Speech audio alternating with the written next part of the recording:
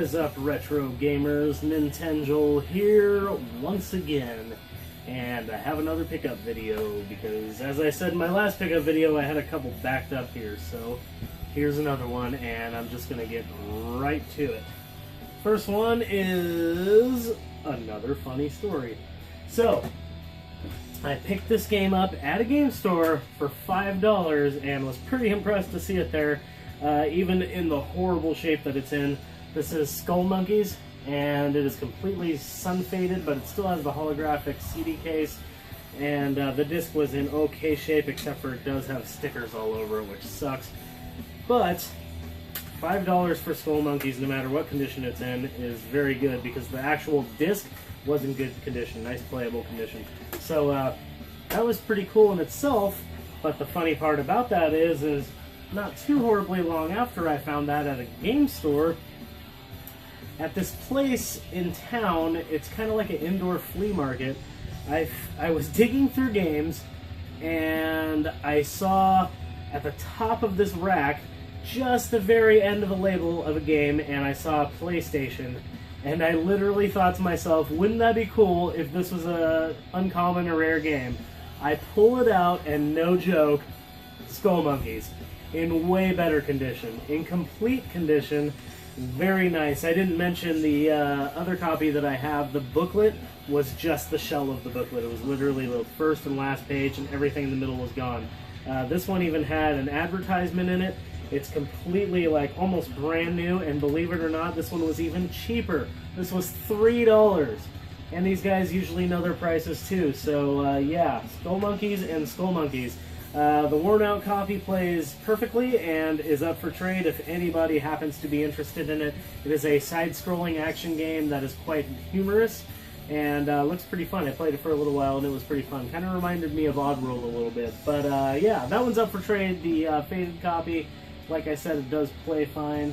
The next copies of games that I got were just 64 games that are cheap, and that is Shadow Man, which is a third-person perspective.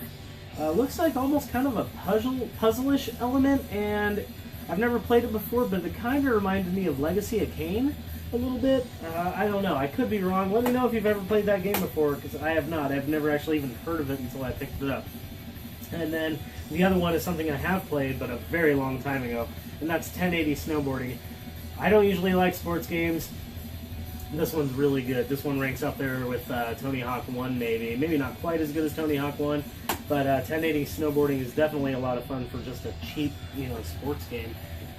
Okay, so the next two I have for you are awesome, because I do not shy away from disc-only copies if they are in good shape. If they are in playable shape, I will pick them up. Why, do you ask? They may not look good in my collection. I don't really keep them in this collection. I keep them in a box. But they're playable, and that's what I collect games for, is to play them. And some of these games would be incredibly expensive if I was to try to get complete copies. And on top of that, where I found these, they usually know their prices, but disc-only, they're just like $1, $1, $1.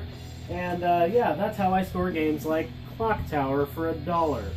Disc was in perfect shape, and yeah, this is an expensive PlayStation game. So this is, from what I hear, a remake of the never-released Super Nintendo game, Clock Tower. It was released in Japan on the Super Famicom, but not in America on the Super Nintendo.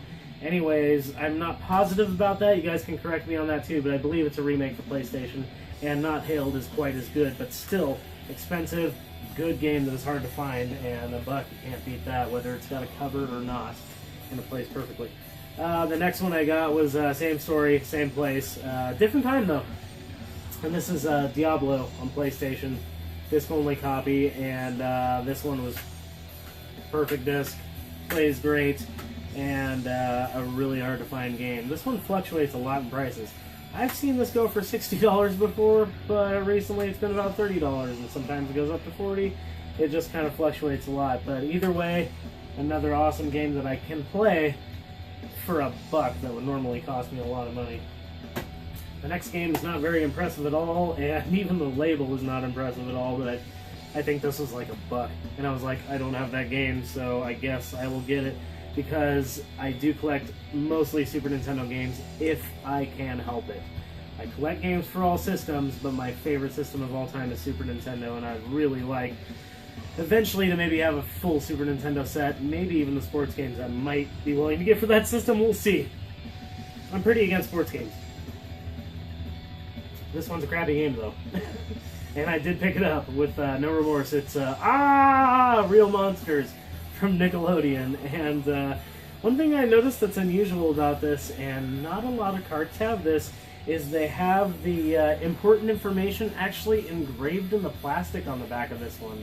I don't know if this was transferred from a back to another game, or from another game, or if this was really the way it was, but most of these have stickers, not actual textured important information things. Anyways, I couldn't even figure out how to play this game. It seemed kind of crappy, but I didn't have it, so yeah. But it was cheap, you know. Super Nintendo games, they're cheap. I always pick them up. And the next one I already had, but you can't pass it up when it's a good deal. And the reason I already got, or the reason I had this and already was, man, I can't talk today. The reason I picked up another copy when I already had this was because it's not just any copy. This copy came with this box. And yes, the box is beat up a little bit, but for the price I got it for, this copy of Mario RPG can be sold, and I basically got a boxed copy for free. It's got the instruction booklets and even the advertisements inside. So that is really cool. Mario RPG, always proud to have something that good in my collection for trade, and so now I have a cart only of Mario RPG for trade that saves perfectly fine and has been tested, so if anybody's looking for that, let me know.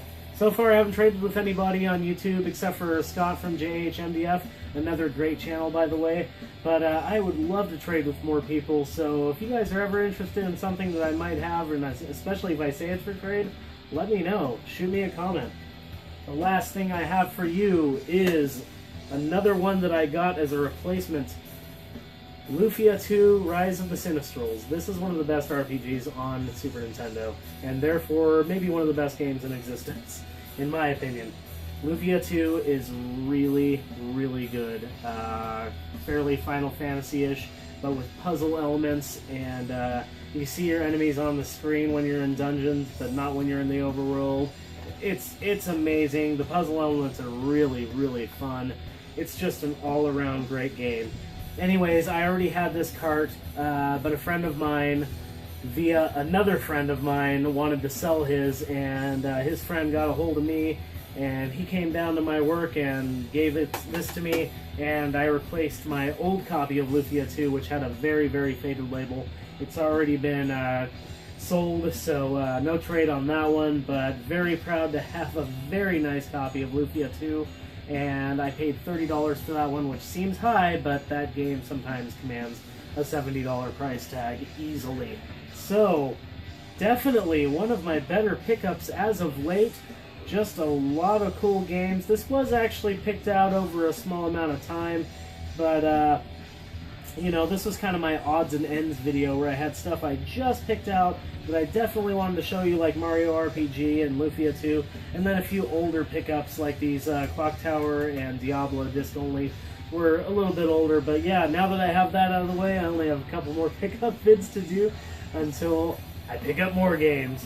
But yeah, let me know what you think of these games. Leave a comment below, and what have you guys picked up lately? Have you picked up anything cool? Anything super rare? That'd be awesome. I'd love to hear about it. And if you liked the video, please give a thumbs up below, and if you want to subscribe and see more videos, and please like more videos, subscribe down below. And thank you very much for watching, and please keep gaming.